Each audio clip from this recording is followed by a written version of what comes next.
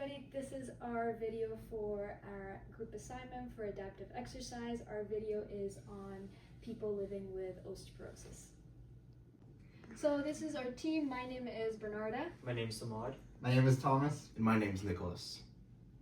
So the goal for this program is to help strengthen your hips, legs, and your upper body. It helps with your posture and also helps with your balance, strengthen your coordination and your flexibility. It also helps preventing from falling in your daily activities.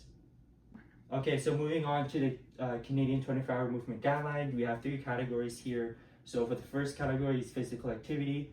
So with this, we want to hit 50 minutes per week of physical activities. And you also want to hit several hours of light physical activities, which includes standing. For sleep, we would want to hit 7 to 9 hours of sleep per day. And then lastly, for screen time, we want to hit less than 3 hours of screen time. So moving on, and Thomas is going to help us with that. So thank you, Maude. So now I'll be going over what is a bone. So bones are living tissues that support the body, and usually it helps with the movement and it stores calcium inside the bone. And it's constantly being broken down and rebuilt as we move and as we stand. So there's 2 types of bones. There's compact bones and there's spongy bones. Compact bones is that outer layer. It's usually hard and dense, and it helps improve strength and protection. The spongy bone here, in this little picture, we see that it's lighter and thinner, and that it's more compact, so it's very spongy and resistant to movement, and it's more affected by osteoporosis. So we know that bones are constantly being rebuilt. So some of the ways, there's 2 ways. Osteoclasts help break down old bone, and osteoblasts help build new bone up. So when osteo breakdown is faster than bone building, it usually decreases bone density, so making it harder for people living with osteoporosis. Bone builds to the age of about 30 years old, so this begins to decrease, and it also makes it harder for people living with osteoporosis as well. Osteoporosis causes faster bone loss, making bones weak and fragile, and this can also lead to fractures as well. And then postmenopause women, so people who are living with osteoporosis as a postmenopause woman, they can lose bone mass rapidly and more quickly than another person without. Now I'll pass it over to Bernarda, and she's going to talk about osteoporosis. Thank you, Thomas. So today we're going to talk about what is osteoporosis. So osteoporosis is a disease that makes your bones weak and very fragile. So they become very thin, less dense, and they're likely to break. Some commonly affected bones are your hips, your wrist, and your spine, which we will get onto those in the next few slides. And here we have just a YouTube video that once you click it, it just talks about osteoporosis in a little bit more detail, which you could watch later on. Okay, now we know what osteoporosis is, we're going to talk about what is osteopenia. So osteopenia is a condition where the bone density is lower than normal, but is not low enough to be considered osteoporosis. So as you can see in the picture, we have how a normal bone looks like. Then we have osteopenia, which is the early bone weakening. And then osteopenia can then move on to become osteoporosis, and as we know, is more severe bone loss. And this matters because, like I said, osteopenia can become osteoporosis if action is not taken before. And then habits like strength training, balance exercises, and proper nutrition can help slow the bone loss and reduce fracture risk. Okay, so now that we know what osteoporosis is and osteopenia, we're just going to go through this picture. It just shows the stages of osteoporosis. As you can see here, first we start off with our normal bone, moving on to osteopenia.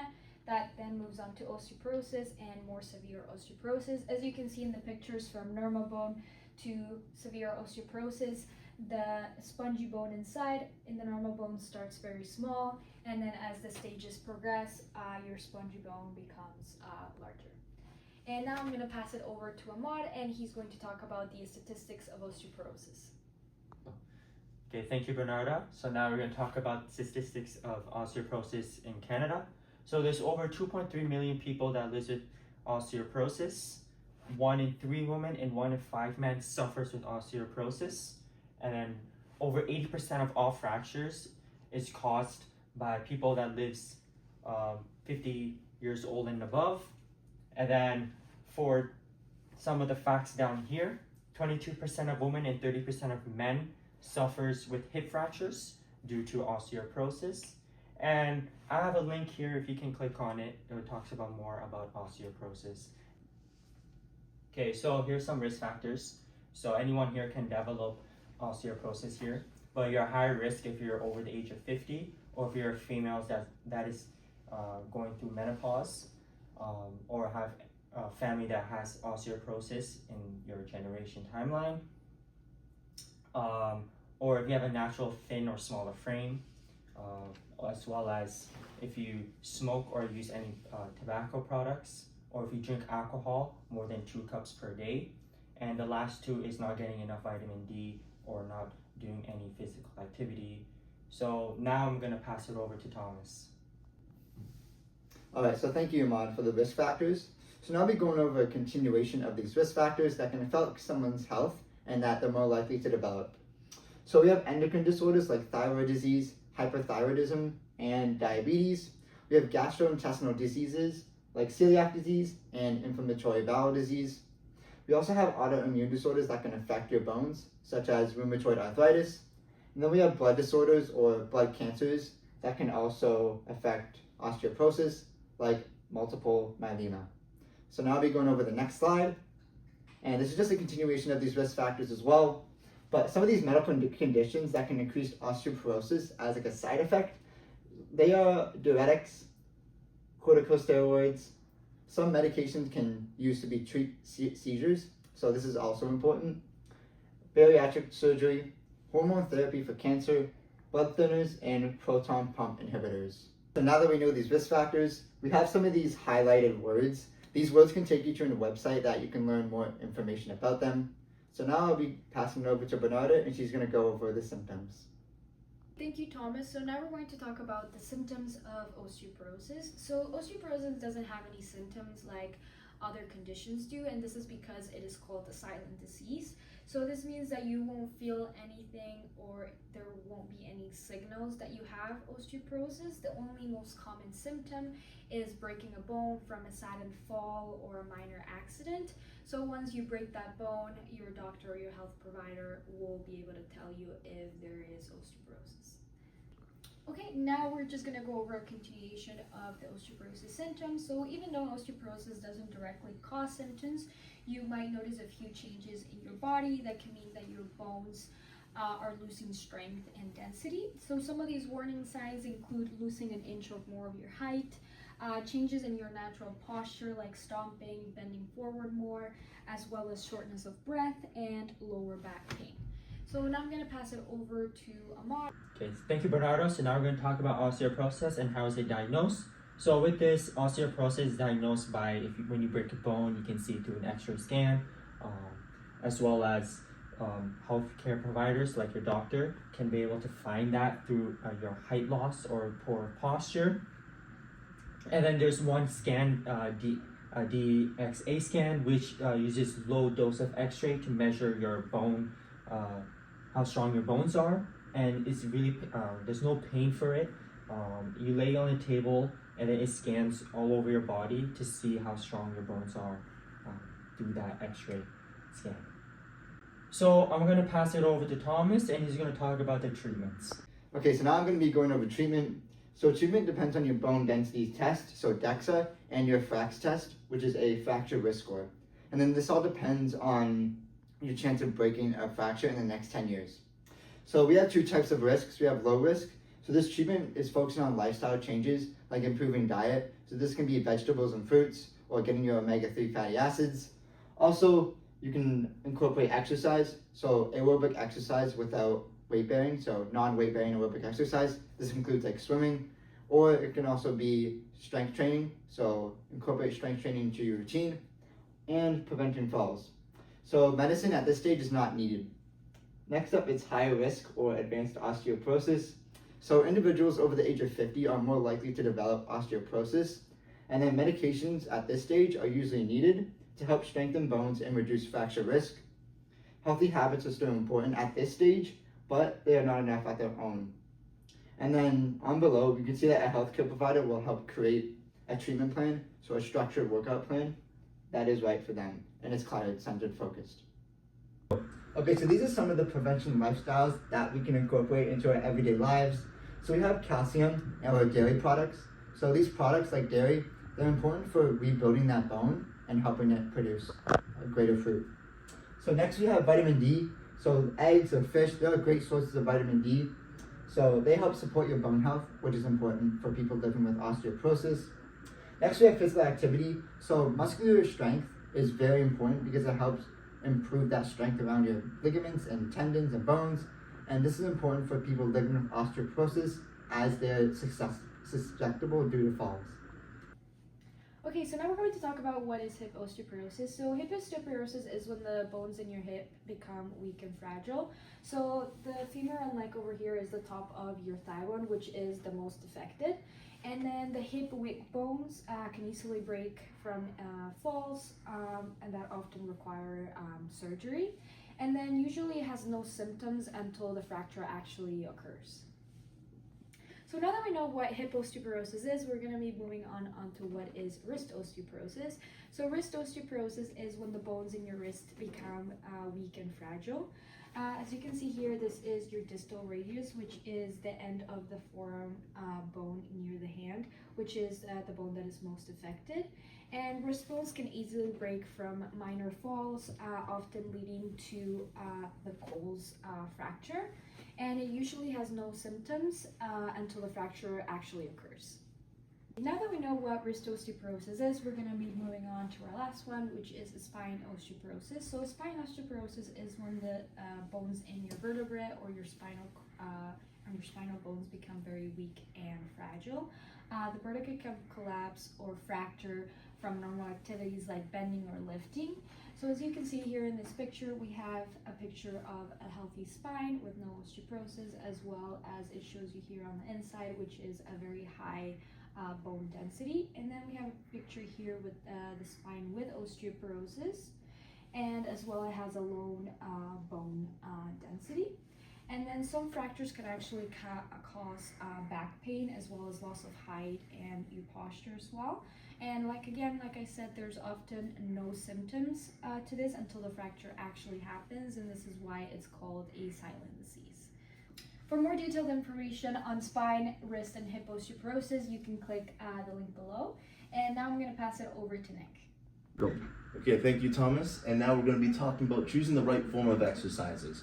So 4 options we have here are strength training, postural exercises, balance and coordination training, and aerobic physical activity. Okay, so talking about strength, we have muscular strength, which is the ability to produce maximal force for a short amount of time against the load. And for isometric strength, we have maximal force that a muscle can produce without changing an angle of joints. So these improve bone health for people living with osteoporosis, prevents the risk of falls due to the increase in muscle mass, and improves activities of daily living in older adults, such as sitting, standing, going up and down a flight of stairs. Okay, so moving on to strength exercises, we have squats, which target our leg muscles, wall push-ups, which is focusing on the chest and our triceps. For banded pull-aparts, we have the upper traps as well as the mid-back. And for calf raises is this part of the leg down here, and our cross-body pull-aparts, which is the posterior delt in our traps. And now we'll be moving on to Ahmad. Thank you, Nick. So now we're going to talk about posture. So posture is the natural way that your body stands or sit without thinking.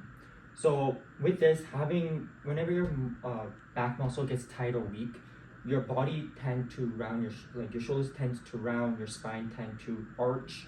As you can see in the photo here, this is the correct posture where your body is nice and straight, nice posture. And then whenever as I mentioned earlier, when your muscle becomes tight or weak, you tend to round your shoulders here. So here's some exercises. So one of the exercises here, as you can see, the lady sitting and standing, having a great posture, really focusing on her back, her posterior chain. And then the second exercise is a yoga pose. It's called the Savasana. And then for the third one is a rule: 1 push exercises every 2 pull exercise. This helps prevent from your shoulders to round. As you push, you tend to round your shoulders. And then for the pull, it helps really retract your scapula. Pass it over to Thomas. Now we're going over balance and coordination. So we know that falls are the leading cause of death for older adults aged 65 or older.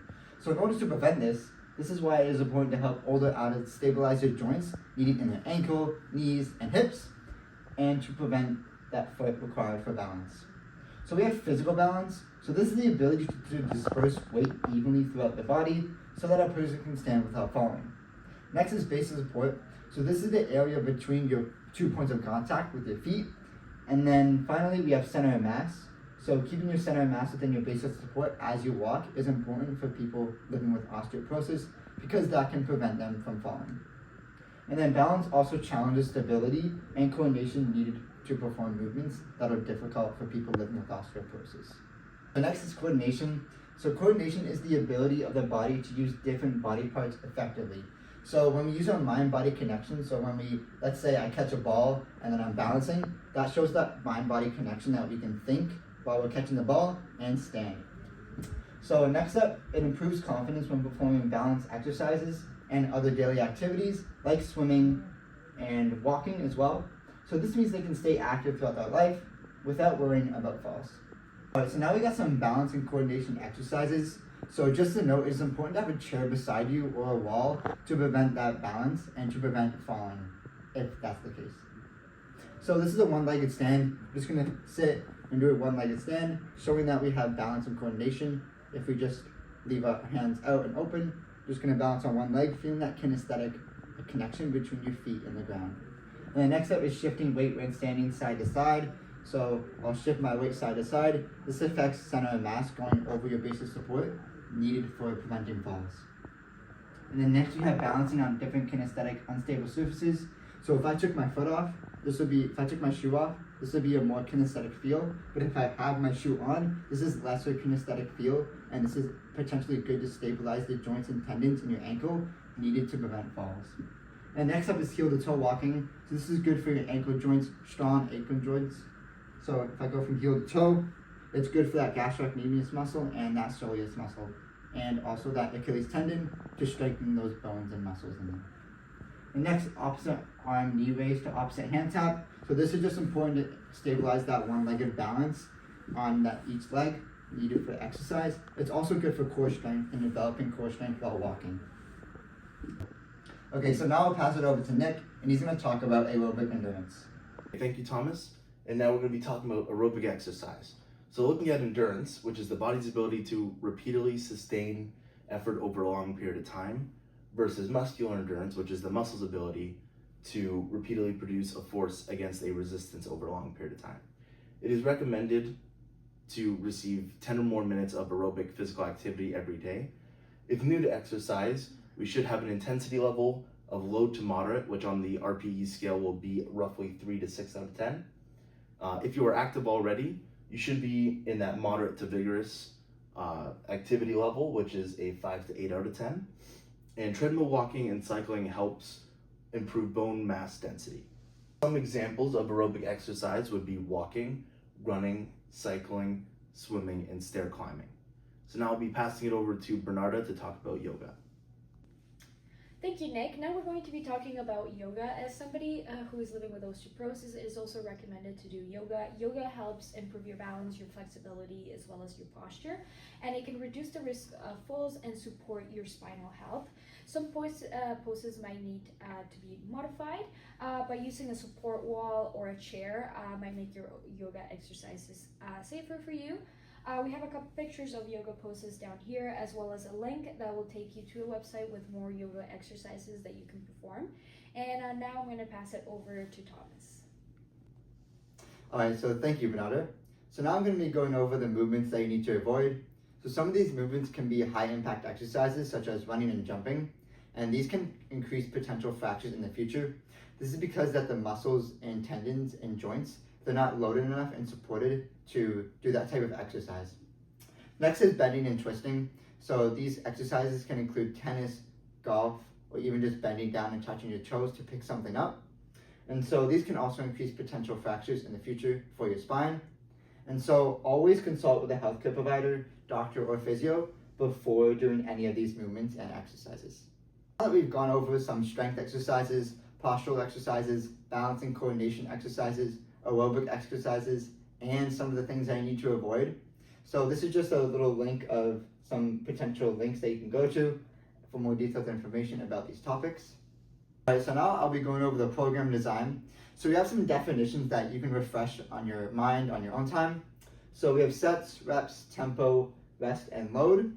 And these you can also review on your own time, like I said before. So we're going to go over exercise type and sessions per week. So we have strength and exercises. These are at least 2 to 3 times per week. And we have postural exercises of 5 to 10 minutes daily. Then we also have balance exercises to incorporate them daily, just to increase the tension and the stability in your ankles. And then we also have aerobic physical activity. This you would do 150 minutes per week because of the 24 hours of guidelines. Now I'll be passing over to Bernarda, and she's going to go over the warm-up. Thank you, Thomas. Now we're going to be going over the warm-up. The purpose of the warm-up is to increase your blood flow and reduce injury risk. It is recommended to do a warm-up for at least 5 to 10 minutes. As you can see, these are the exercises that we will be doing today, as well as the reps. And now we're going to be playing the video for the warm-up. Okay, hi, my name is Bernarda. My name is Thomas. My name's Saman. Today we're going to be going over our osteoporosis warm-up. The purpose of this warm-up is to warm up our muscles and joints, and as well as it helps with our blood flow. So what we're going to start with is just some light marching. You're going to go in the front on your toes and then back on your heels. Okay? Ahmad, you're going to follow me. Thomas, you're going to be doing the same thing. You're just sitting on the chair. Make sure you keep that proud posture. And we can start moving our arms as well. Opposite arm, opposite leg. Okay, just keep that up for a few more seconds. Good. Okay, now what we're going to do is we're going to start bringing up and we're going to march. So we're going to bring our legs up, opposite arm, opposite leg. Thomas, you can either bring your arms to the side as well, or you can keep your arms at your thighs. Good, how are you feeling? Good. Feeling good, thank you. Perfect. So let's keep that up. Good. A few more seconds.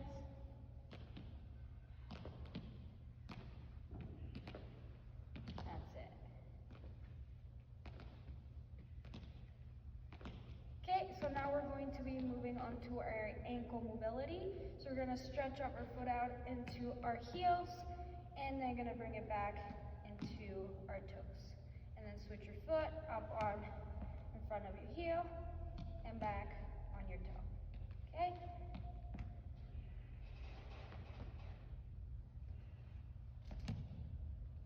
Good.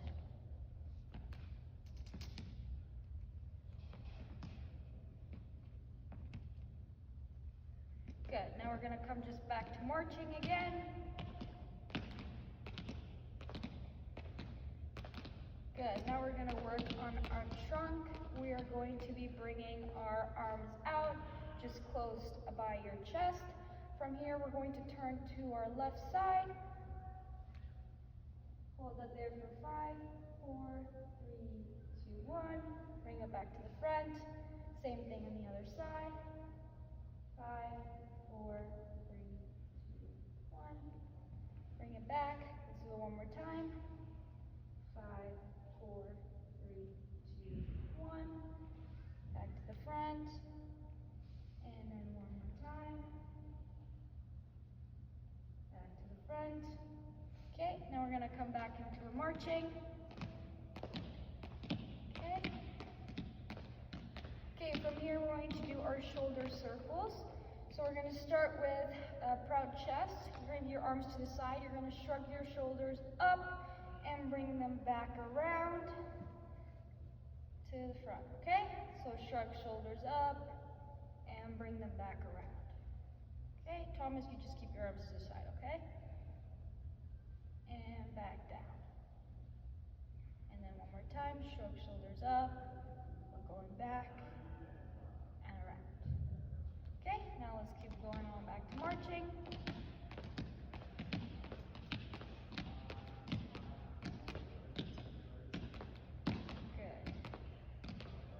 From here here we're going to do a little side stretch. So your feet are going to be almost hip width apart. From here we're going to be sliding down towards our left side, bringing your arm down, and then back up. And then same on the right side, slide down, and then back up. Okay, one more time. Back up. Right side. Good. Now we'll just come back to marching.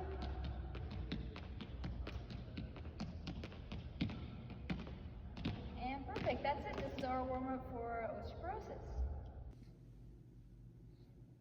Okay, now we're going to be going over the overview of our workout. So as you can see, we have our exercises here, the number of sets we'll be doing, the repetitions, and the rest between those exercises. And now we're going to be moving on and start with our first exercise, which will be walking. Okay, now we're going over our first exercise, which is walking. So the type of exercise is an aerobic activity. Walking helps improve your heart rate, endurance, and circulation, and it is also a weight-bearing exercise that helps support bone health for people living with osteoporosis. Now we're going to go over on how to walk properly. To walk properly, you want to make sure that you stand tall, keep a nice posture. You want to keep your shoulders relaxed. You also want to look forward and not to the ground, and maintain a comfortable pace. We also want to walk in a heel-to-toe gait, so your heel is going to strike first, rolling through and ending off with your toe. You want to make sure that you are not flat-footed and that you're not starting off with your toe and going towards your heel. And then just a safety tip, make sure that you wear some running shoes or some comfortable shoes to walk in, and that you're walking in a safe space. Now I'm going to pass it over to Thomas. So thank you, Marietta. So now I'll be going over the squat. So the type of exercise is a strength exercise, and this is just a wooden description of how to do it. And then we have the benefits, so it increases leg musculature, glutes, and core, and it helps with everyday movements like sitting and standing. So now I'll be going over some of the squat and how to do it. So this is just a bodyweight squat that we're going to start off, and then I'm going to moving into the regression. So this is just a sit to stand squat on the left here, and then these next two pictures are you holding it, either 2 fingers or either with hold hands if you're struggling with your balance. And then the progression would just be with a goblet squat and a dumbbell. Hello, my name is Thomas, and I'm going to be teaching you how to do the squat. So for this one, what the squat does is it targets our glutes, hamstrings, and quads needed for this exercise. So what I'm going to do is I'm going to set my feet nice and shoulder width apart. I'm going to face our feet slightly turned out so that our hips can hinge back. Now we're going to set our hips back, knees slightly follow those toes, hands are going to be nice in front, and then we're going to push back up to the top. What we want to do is we don't want to hunch our body, we want to keep our back straight, and back to the top. With this, we're just going to inhale on the way down, and then exhale as we come to the top. Most of our pressure is going to be based on our heels and the midpoint of our toe, and then back up to the top. I'll do one more rep, and back up. Okay. Alright, so now that we've done the exercise, I'm going to teach Ahmad how to do the progression of the squat. So what he's going to do, he's going to grab the dumbbell. It's going to be nice and on top of his elbows. From here, his feet are going to be shoulder width apart, slightly turned out. He's going to perform the squat, hips stay back, knees follow those toes. He's going to drive up to the top with his heels. What we want to do is we want to inhale on the way down, same thing, and exhale on the way to the top. Keeping that back and that spine neutral as he goes down and up.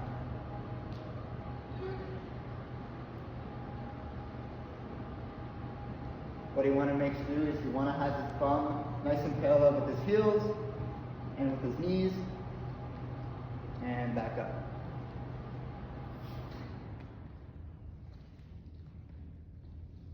And one more, and that's good. Alright, so now what you're going to do is you're going to go on to the regression. So we're going to come to this chair.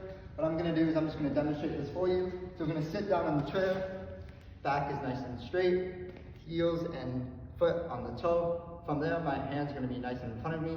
I'm just going to go up into the squat, knees follow those toes, back up, and then control down on the way to the bottom. I want to exhale on the way to the top, and then inhale on the way to the bottom.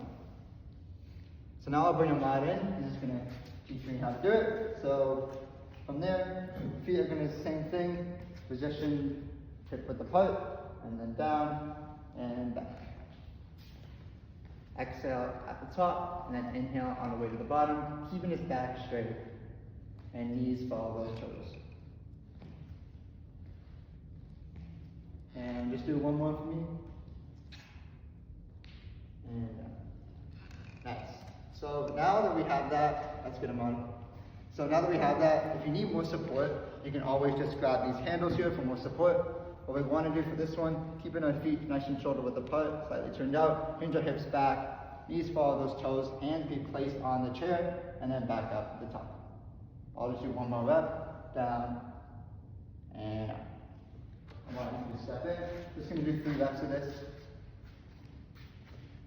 And down. Keep that back neutral and up. Bum is in line with our knees, and sink back to the top. Just do one more for me. Down and up. Awesome. Now I'll be going over the knee push-up. So the type of exercise is a strength exercise, and you can read the how to do it on your own time. So the benefits is that it strengthens chest, shoulders, arms, and core. And now here's how to actually do the knee push-up and some of the pictures that you can feel free to look at. And then the regression is just with your hands on your wall, so it's a wall push-up, and your hands are going to be placed on the wall. And the progression is just without the knees, going to be placed on your toes to have that full body push-up. Now I'll be passing over to Bernarda. Hi, my name is Bernarda. Today we're going to be doing our next exercise. Our next exercise is called the knee push-up. Muscles worked in this exercise are your pec major, your deltoids, and your triceps. So how we're going to start with this exercise, you're going to need a mat, a soft surface. You're going to be coming down and you're going to be kneeling on that mat. From here, you're going to bring both hands forward. You want to make sure that your back is straight and that your hands are just below your shoulders. Okay. So from here, what you're going to be doing is you're going to bring yourself down into the mat. Your chest is going to touch the mat, and then you're going to pull yourself back up.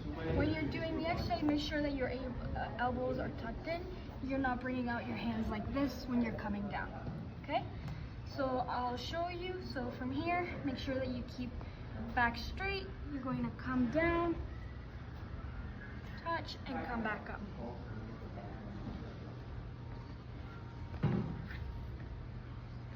Okay, for this one, you can also keep your feet down here like this, or you can bring them up here. Okay. So I did have blueprints, but you put that away for swapping that for dumbbells or goblet squat. Yeah, so let's do that one. Then we can move on to the remaining deadlift. What weight do you want for the goblet? Okay, and that's it. That is how to do the knee push-up. 50 pounds. Okay, now that we have learned how to do the knee push-up, we're going to work on some regressions and progressions for this exercise. The first one that we're going to do is a progression. I'm going to have here Thomas, and he's going to help us demonstrate how to do that, okay? So Thomas, what you're going to do, you're just going to come down into the mat. Your hands are going to be just above your shoulders. You're going to straighten out your legs. You're going to be just on your toes like if you were on a high plank. From here, you want to make sure that your back is straight. You're going to be bringing yourself down by bending your elbows. Your chest is going to touch the ground, and then you're going to bring yourself back up. Making sure that those elbows are a little bit tucked in. Good. So you bring yourself down, keeping that back straight, and then you bring yourself back up. Good. And 2 more.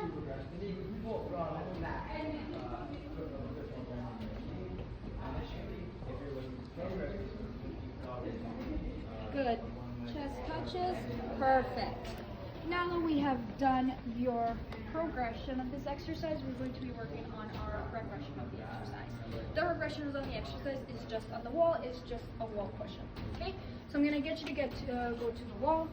From here, your hands are going to be just straight your palms on the wall. Perfect. Your hands are going to be just in level with your pecs. From here, you're going to bring your feet back. Make sure the more you bring your feet back, the harder the exercise gets. So just make sure that you're in a comfortable position. Perfect. Palms are facing the wall. You're going to keep it back straight. From here, you're going to bend your elbows down. You're going to get close to the wall, kind of like your nose touches the wall, and then you're pulling yourself back up. Perfect. Good. Make sure you're breathing in and out. Good. That's it. Perfect. And like I said, if you want a little bit more of a challenge, you can bring your feet back a little bit more, making sure your hands are in line with your pecs, and we keep going. Perfect. And that is our regression for the Okay, thank you, Thomas. We're going to move on to our next exercise, which is the toe races and heel races. It is our balance exercise, but is also considered a strength exercise. We have an explanation on how to do this exercise right over here, which you can read on your time as well. And then the benefit of this exercise is that it strengthens the calf muscles, the ankles, and your lower legs, and that helps improve with balance and stability. We have the video over here that will be played just after we should go over some pictures. So this is the exercise on how to do the toe heel exercise. So we have a chair in front of us, and our hands are as well touching the chair. Then we have, this is our regression, which you will be sitting down on the chair and perform the exercise. And then this is our progression without any support. And these are the two pictures for that. And now we're going to pass it over to Nick. Okay, so for the next exercise we're going to do is the toe and heel raise. So with this, when I go on my toes, I feel it on my calf muscles, and then when I go on my heel, I feel it on my tibia interior. So with this, I'm going to use a chair, using 2 fingers to hold for support, and I'm going to perform it. We go up, and down, and you want to make sure you have a good posture. Back straight, you don't want to slouch your back or round your back, and keep looking forward so you won't get any neck strains.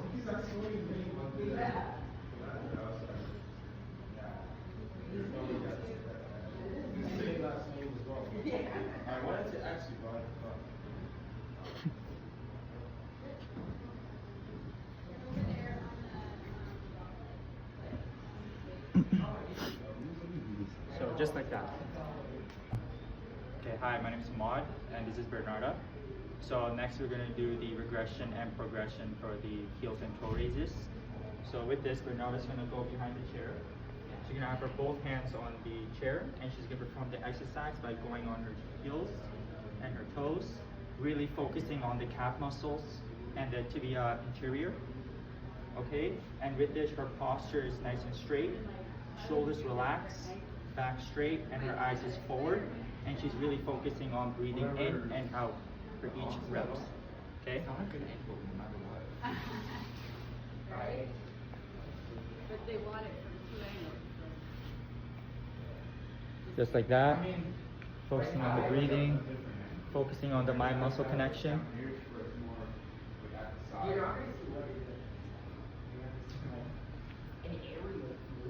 Good, good.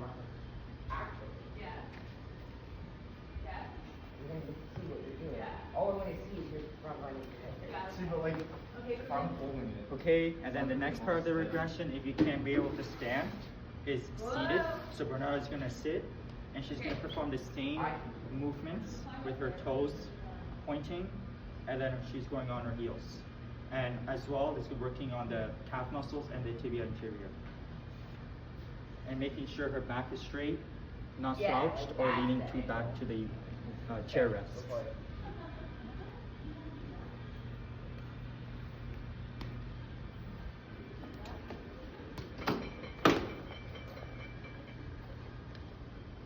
Yep, just like that. Focusing on the breathing. Good.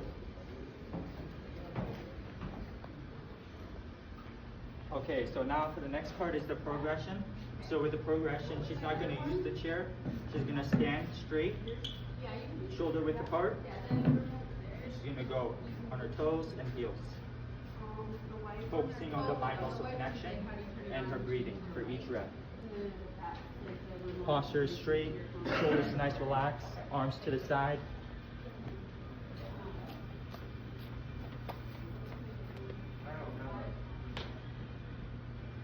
Very good, very good.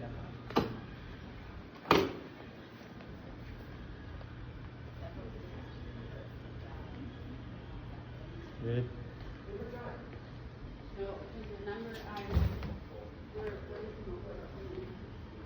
Yep, just like that. Okay, perfect. So this is the progression and regression for the toes and heel raises. Okay, thank you, Bernarda. Now we're going to be moving on to the single leg stand.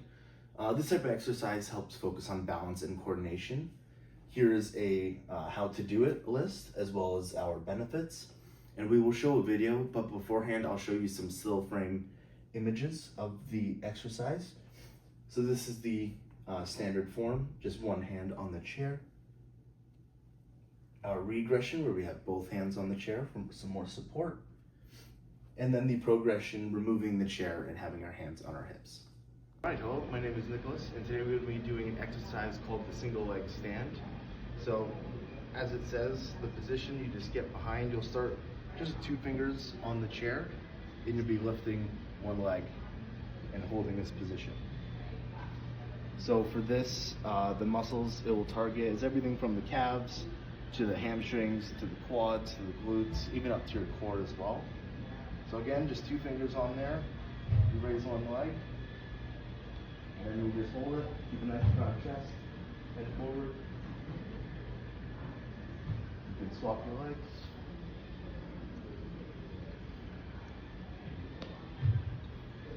And just remembering to breathe. All right. 1. All right, so moving on to the progression and regression of the single leg stand. I have Ahmad here is going to demonstrate for us. So for the progression, we are going to be removing our hands from the chair, or just not having a chair. So like so. Obviously, this being a progression makes it a little more challenging for stability.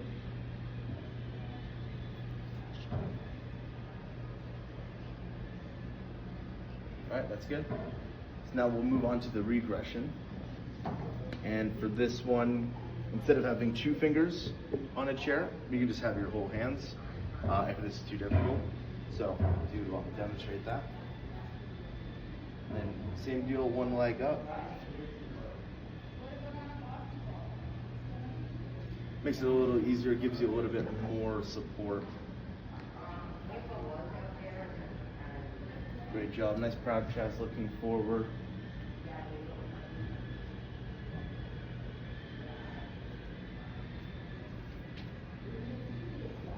All right, that's great. So that about wraps that up, and we're gonna move on to the next exercise. And now talking about the anterior lunge, this type of exercise focuses on strength and balance. We have our how to do it list here, as well as our benefits, and we will show a video for that as well. And we're going to show those still frame images again of the exercise. So this is the standard way. This is our regression, where we have a chair, some extra support. And then our progression, where we add in some resistance with some dumbbells.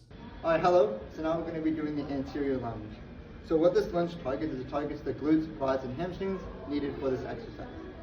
So what I'm going to do is I'm going to set my feet nice and hip width apart, facing forward, having my hands down at my sides. From there, taking an exaggerated step forward, head is nice and level with our spine. And then from there, we want to make sure that we create a 90-degree angle, hips, legs, and ankles. And we push back to the top. We want to do back leg nice and taps the ground, back up to the top. And then as we push back up, we want to push back with that front heel, making sure that we inhale on the way down, and exhale as we come to the top. Keeping that back nice and straight. Spine is in level with our head. Last one. And that's it. Alright, so now that we've done the anterior lunge, we're going to move on to the progression of that. So what Bernarda's going to do, she's going to grab these weights over here. She's going to set up her feet, nice tall position, slightly proud. From there, feet are going to be hip width apart, so face it apart. Good, facing forward. She's going to take an exaggerated step forward, keeping that front leg forward, back knee nice and touch the ground. And she's going to swing back up, pushing away from her heel on that front leg. She's going to go down, tall proud chest down, and back to the top. Nice. Making sure to inhale as she comes to the bottom, and then when she pushes back up, she's going to exhale as she comes to the back and the top. Nice, that looks good, Bernarda. Just do one more rep for me, please. And awesome. So now that we've done that, we're going to do the regression for that set.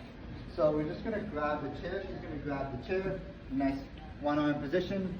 From there, keeping those feet nice and hip width apart, facing forward. She's going to take that exaggerated step anteriorly, so to the front.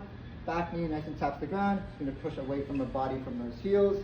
And then if she wants more support, she can have another chair beside on her other arm for support if she needs that extra support. So keep that spine neutral. Slightly tap the ground and push back up. And then make sure to inhale on the way down and exhale on the way to the bottom. Just do one more rep. She's also going to switch sides after she's done the desired reps.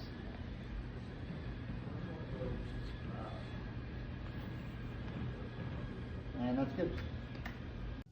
Okay, so moving on to the chest/door frame stretch. This type of exercise helps work on flexibility as well as our posture.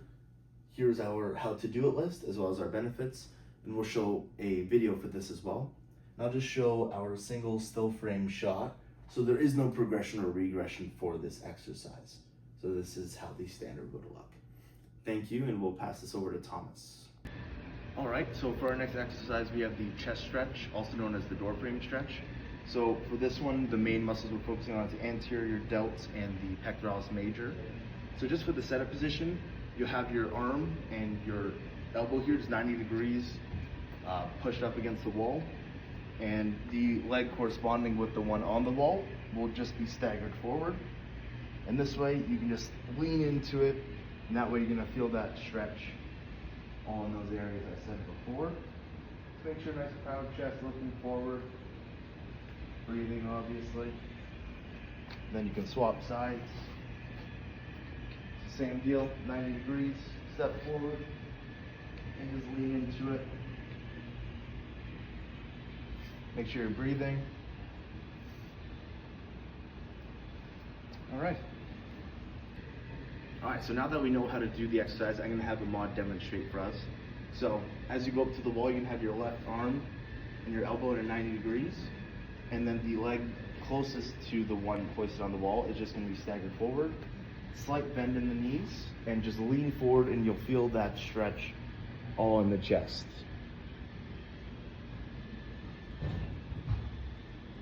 Hold it for a few more seconds, then we can swap side, doing opposite stance.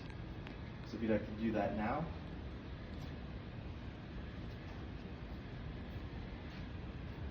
There you go, nice 90 degrees in the arm. Almost push your chest forward, eyes forward. Amazing. All right, and that wraps that one up, and we'll move on to the next one. Thank you, Nick. So now I'll be going over the T-pose. So the T-pose helps assess posture and balance. And then this is just a little description of how to do it, which you can read on your own time. We have the benefits, so it helps improve posture, shoulder alignment, and maintain upper back stability, so those upper traps in your back. So before we play the video, we're going to be going over some pictures that will help you to do this exercise. So we see here that this is how to do the T-pose in those first two pictures on the left. And then on the right here, it shows that you can use a chair also for just additional balance. Okay, so today we're going to do the T-pose. So with this, it helps with shoulder stability, shoulder strength, and also the upper body stability, and help fix your posture. So with this one, you're gonna stand in a straight line, lifting your feet up, and then having your arms at the side, like making a T shape. And then with this, you're gonna squeeze your back and hold it for 10 seconds, 10 to 30 seconds, and back to normal. Back again, back to normal. Just like that, keeping a straight posture and making sure you breathe. Okay? Okay, so Thomas is gonna demonstrate it for us. So he's gonna have his foot shoulder width apart. He's gonna be standing on one foot, putting on which side. Then he's gonna have his hands at his side. He's gonna hold it for 10-30 seconds, and he's gonna be squeezing his scapula, retract and protraction. He's gonna hold that for 10 to 30 seconds, and he's gonna relax. And then after that, now he's gonna go on the other foot. He's gonna do the same thing, keeping a straight posture and making sure he's breathing too. Okay? Just like that. Perfect. And then if Thomas needs extra support, he can go against the wall. Just like that. And then after, you can perform this. There we go.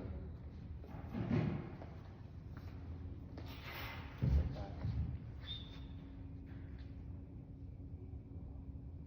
that. So the final exercise is a warrior's pose. So like I said before, these help improve strength, posture, and balance needed for this type of exercise. And then this is just some of the descriptions of how to do it, and you can read those on your own time. So some of these benefits, it helps strengthen leg and hip muscles, improves balance, and helps maintain good posture. So this is just a video that you can watch that we will go over after the pictures. So these are just some of these pictures on the 3 pictures here on how to do this warrior's pose in all different angles. Hello, so now I'll be teaching you the warrior's pose. So what this does is it stretches the hip flexors in the back leg and it maintains good posture while we do it. So I'll just start off with a nice split stance position. So left leg or right leg in front of the left leg. So from there, we're gonna take this nice bend in that knee. Feeling that stretch to the back of the hip flexors, we're gonna go all the way up with our arms, fully extending our arms back towards our ears, so biceps towards our ears. You can feel that nice stretch in this hip flexor. Maintain strong posture and feel that stretch also in the upper traps as well. We're gonna hold this for a nice 10 to 30 seconds. Make sure to breathe, so inhale and exhale. Then we're just gonna switch sides. Nice exaggerated split stance. Feel that nice back stretch in the leg. And then hold for 10 to 30 seconds.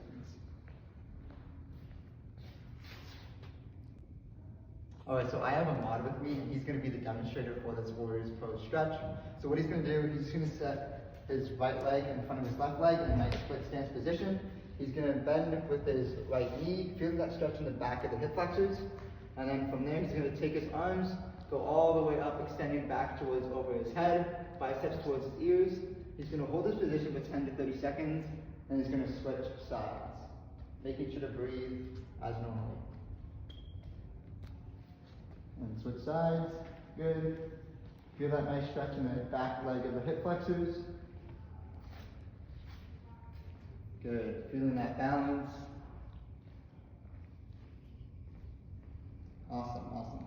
So now if you are losing balance a lot, you can also just get on a mat here, and then same position as before. It's a half kneeling stretch, so we're still gonna feel it in the back leg. We're gonna make sure our hips are gonna twist forward, feeling that stretch in the hip flexor, and then rotating our arms all the way back, just above our head. Wanna try that for me? Nice. Making sure to breathe, tall posture, squeeze those upper traps.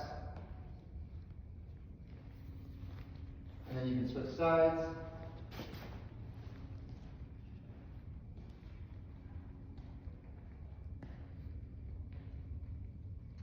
And that's good. Nice. Okay, now that we have gone over our whole workout, now we're going to be moving on to our cool down. So the cool down is just a short period after the exercise that helps the body return to its resting state. So it helps lower down your breathing, lower your heart rate, as well as relax the muscles and improve your flexibility. So here, as you can see, we have our table. These are the exercises that we'll be doing with the sets and the number of reps. And now we'll be playing the video for the complete cool down. Hi, my name is Renarda. Today we're going to be going over our cool down. Today here I have Ahmad and I have Thomas. Ahmad will be doing our standing stretches with me, and Thomas will be doing our modification stretches on the chair. So today we're going to get started with our first exercise. Our first exercise is our hamstring stretch. So what we're going to do is we're going to start with our right foot. We're going to bring that forward just on our heel. For you and me, Ahmad, we're going to be bending our opposite knee just for support. And we're going to stretch that hamstring muscle. Same for you, Thomas. Going to feel that in the back of your leg. Perfect. Hold for a few more seconds. And then from here, we are going to switch sides. So we're going to come back up. Now we're going to go with our left foot forward. We're going to bend that knee and put both of our hands on our support leg. You're going to feel that again in the back of your leg. Perfect. Making sure that we're looking straight, don't look down. Perfect. Hold it for a few more seconds. And we're going to come back up. Alright, we're going to move on to our second stretch. It is called the calf stretch. So from here, we are going to again start with our right foot. We're going to be putting that foot in front of us. Thomas, you're going to keep it on your heel and you're going to try to push your toes up so you can feel it in your calves and the back of your leg. For you and me, Ahmad, you're going to be stepping that foot down like you're in a split stance. And you're going to push a little bit of your weight forward so you can feel it in the back of your calf.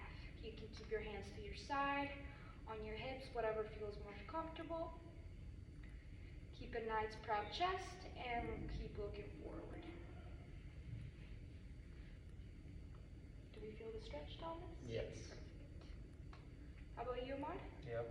Good. Now we're going to come back up and we're going to do our opposite leg. Perfect, and we hold that for a few seconds. Okay, now moving on with our third exercise, it's called the tricep and side stretch. So we're going to start with our left arm. You're going to straight that forward, and then we're going to bend it towards your shoulder. You're going to grab your elbow, and we're going to bring that your arm back as far as you can. You're going to feel that stretch. From here, you're going to hold for a few seconds. Then we're going to bring our arm up, bring our other hand down, and we're going to do our side stretch. Okay, you're going to feel it just right over here. Then from here, we're going to come back up, lower arm down, and we're going to do the same thing on the other side. So bring your arm just to your shoulder. You're going to grab your elbow and push back as far as you can. Feel the stretch, hold for a few seconds. Then we're going to let that arm straighten out. Going to let go, and we're going to do our side stretch. Hold for a few seconds. Perfect. And then we'll come back down and relax. How did that feel? That felt good. Good? Yep. Perfect. Now we're going to move on to our last stretch. That is called our chest stretch. So for this stretch, I'm just going to stand inside. You're going to be using both of our hands, and we're going to put those on our glutes. From here, you're going to squish your shoulders on your shoulder blades and push back. And you're going to hold that for a few seconds. So you're going to hold your glutes. You're going to squish your shoulder blades. Hold that for a few seconds. And then let go. Okay, so let's try it out. Thomas, you can hold the sides of the chair or just a little bit behind the chair. So hold your glutes and then squish your shoulder blades together. Perfect. And then let go. And we do a few more repetitions. And okay, that's it. These are our cool down exercises. Alright, so some of these connections to daily living. So we have 5 exercises that I'm going to go over. We're doing the squats, so the sit to stand. So this helps incorporate movements like getting up from a chair or getting out of your car. Next, we have wall push-ups or just regular push-ups if you're more strengthened to do that. So these help assist with getting up from bed or from a couch, and it also helps with pushing a door away from you. And next up, we have toe to heel raises. So these help with balance when walking, climbing stairs for that dorsiflexion, and then or stepping over curbs without tripping. And then next up, we have the T-pose. So this T-pose helps support that upper back muscles and those shoulders needed for exercises related to that. So these can include lifting, carrying, or even reaching for items. And then next up, we have the chest exercise. So stretching the chest helps posture, and it can reach overhead. So overhead shelves are really good to have the daily living. And then also, if you hold it for long periods of time, it's also easier and more comfortable to do. So moving on to our safety slide, we're going to be looking at proper technique. And for this, using correct form helps prevent injury as well as protect our spine. And moving slowly and staying controlled during our exercises also helps prevent injury as well. For safe environment, make sure that your space is clear of obstacles and anything else that you could trip or hurt yourself on, as well as using a chair or a wall for extra support or balance if needed. And then pain versus discomfort. So discomfort is normal during exercise, as it shows up as muscle fatigue or a mild burning, versus pain, which is when we should stop if you feel any chest pain, dizziness, and shortness of breath. And we'll be moving over to DOMS, which is delayed onset muscle soreness. Again, this is a normal thing to happen during the start of the program and occurs between 24 to 48 hours after exercise. Proper attire and hydration. So wearing some comfortable athletic clothing, as well as drinking water before, during, and after exercise is very important. And then for our RPE scale, which is the rate of perceived exertion, we aim for moderate intensity, which on the scale would be a 4 to 6 out of 10. Okay, thank you for listening to our osteoporosis presentation. Now moving on to our next slide, we just have some references and resources for you, so you can go ahead and scan that QR code and it'll take you to a Google Docs with all the resources.